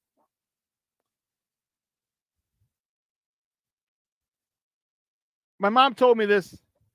She was telling me when I was born, she looked for help because she was a single mom. And one of her friends, Miss Patrick, God bless her soul, rest her soul. Miss Patrick was a black lady who had 4 sons, and Miss Patrick was about 5'1" in shoes. On a good day. She had 3 or 4 boys, and they were all over 6'3". Okay? And what Miss Patrick told my mom was like, listen, instill the fear of God in him at a young age. He'll grow to respect you, don't worry. But you put the fear of God in him first. You're not his friend. Instill the fear of God in him, and he'll respect you as time goes on. If you don't have a coach that you know is going to cut you in a heartbeat, you think anyone on Jimmy Johnson's team is going to do this shit? You think anyone?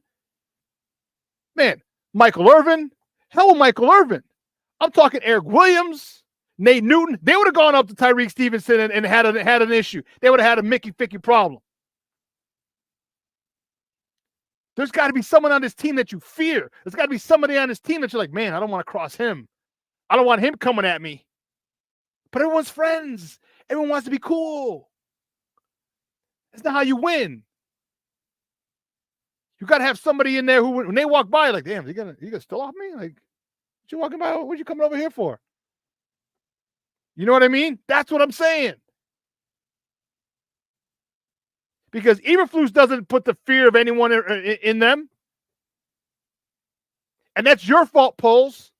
That's your fault. Because you didn't want to hire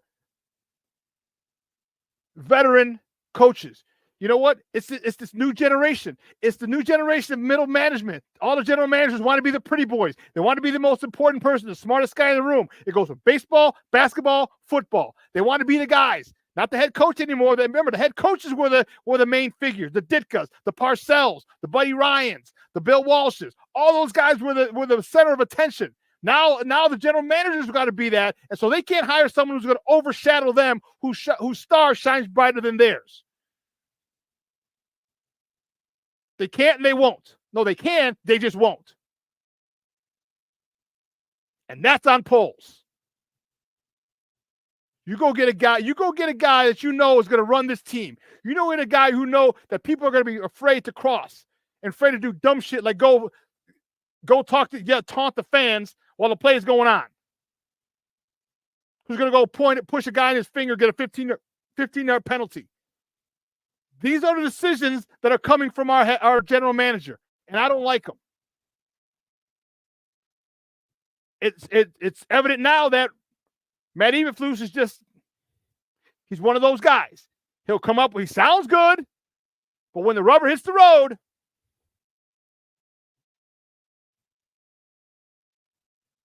King Booker, they need a Ray Lewis type, white suit version. Yes. Why do you think Mike Tomlin hasn't missed the playoffs in his 17, 18 years coaching? Why? Why? Because it's his way. What does he say? The standard is the standard. What standard do we have? What coach holds anyone to a standard?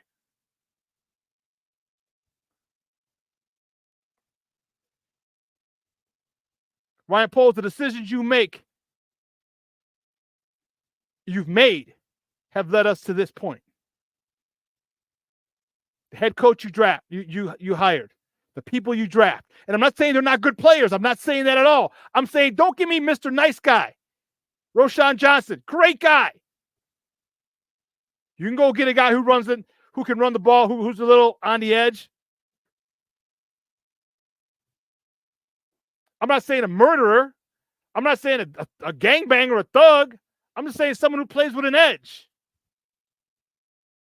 But you get all these nice guys, and you can't win with nice guys. Even at Holy Cross, predominantly white, there's only 100 black kids and 100 people of color on campus of 3,000 kids. On our football team, we went 30 wins, 2 losses in one time my first 3 years there. The only 2 losses we had were the Army my freshman and sophomore year. There were guys on that team where you're like, damn, I just hope he don't come over here and say nothing. Tim Downing, year 1. Defensive tackle, first team All-America. 6'4", 6'5". I'm like, damn. Craig Callahan, my sophomore year, first team All-America, linebacker. Damn.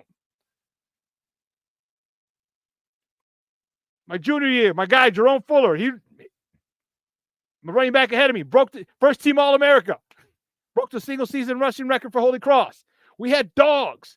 You need dogs, people who will have a problem, who will definitely go up and talk to you if there's a situation.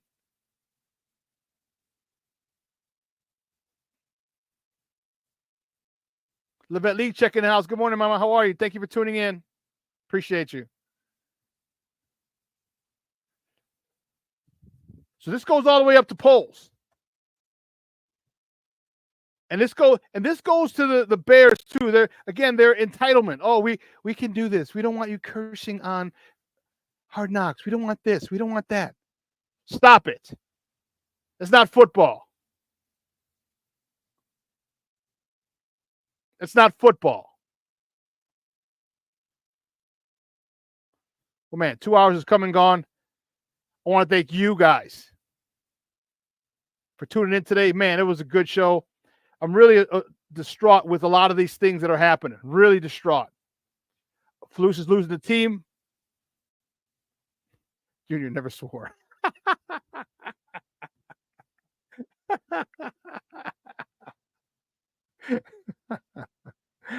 Oh man, Flus is losing this team by the day, but it's not too late. All right, so listen, we're gonna replay this tonight at 6. All right, 12:15, Second City Sports, Lakina and Sid. I'm gonna take you another 2 hours of Chicago sports talk. Guys, have a phenomenal day. It's a little brisk. All right, tomorrow's vote is election day. Make sure you vote. Get out there and vote. I'm picking up the warden. We're going to early vote right as soon as I get out of here. Okay? Make sure you do it. Make sure you tell your loved ones you love them, because you know what? Tomorrow is promised to no one. So listen, for everyone here at Sports Zone Chicago, King Booker was 2 hours of these these mugs went by quick. Thank you for venting, Shawn. I need that, Papa. Hey, no problem, Bishop. Great show, Shawn. Thanks, Kevin. Make sure you go vote. And like I said, tomorrow's promised to no one. Reach out, get to your people, let them know you love them. All right? Like I said, this will be on at 6 o'clock tonight. For everyone here at Sports Zone Chicago, I'm your boy, the Superback, Shawn Sierra. I am out.